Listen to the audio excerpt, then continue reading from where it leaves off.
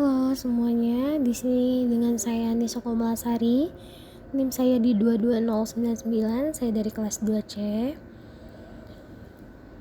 Berikut kajian potensi interaksi obat pada pasien glaukoma di salah satu rumah sakit yang ada di Bandung. Berikut juga sudah ada linknya ya. Latar belakang sudah saya jelaskan juga, dan tujuan penelitiannya adalah mengkaji potensi interaksi obat glaukoma pada pasien rawat jalan di salah satu rumah sakit. Pendahuluan, glaukoma merupakan penyebab kedua kebutaan di seluruh dunia. WHO memperkirakan pada tahun 2002 seluruh dunia terdapat 37 juta orang mengalami kebutaan, dan glaukoma menempati urutan kedua setelah katarak.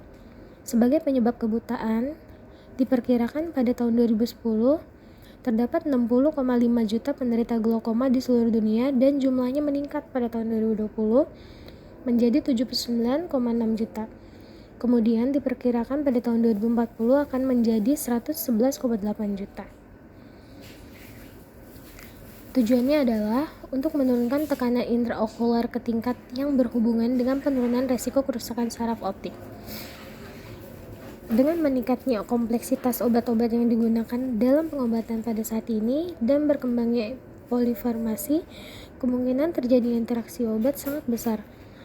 Agar penggunaan obat tepat dan rasional, perlu adanya pemantauan oleh seorang farmasi yaitu proaktif untuk mengantisipasi interaksi obat yang mungkin terjadi dan bertindak sebelum muncul masalah.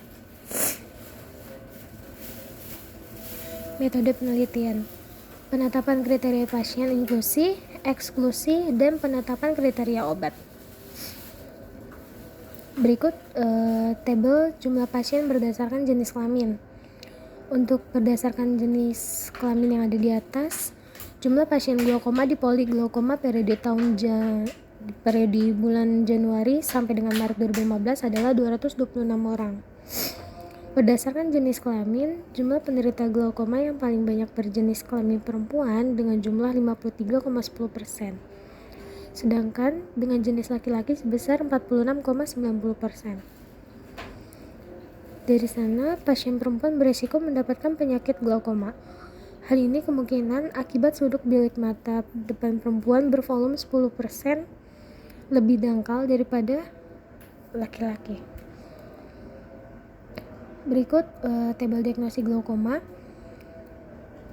Jadi dari pengambilan data bulan Januari sampai dengan Maret 2015 didapat penderita glaukoma sudut tertutup di 117 pasien, dan glaukoma sudut terbuka di 109 pasien, lebih sedikit.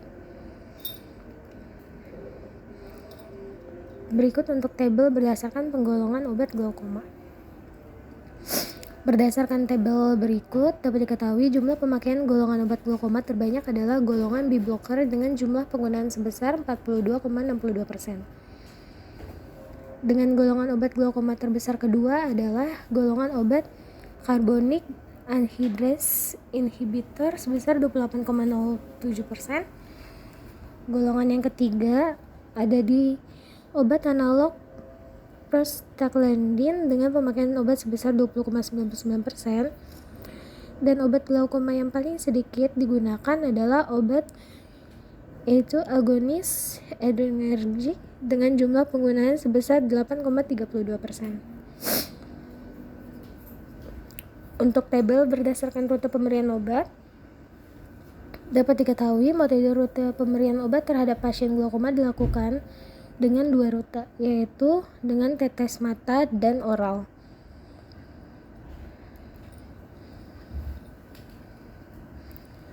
Berikut tabel penggunaan obat glaukoma berdasarkan kesesuaian dan ketidaksesuaian dosis.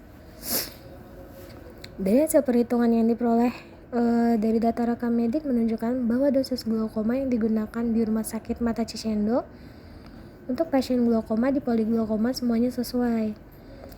Jadi untuk perhitungan dosis juga dilakukan berdasarkan umur pasien serta membandingkan dengan literatur dan pustaka yang sah dan mutakhir.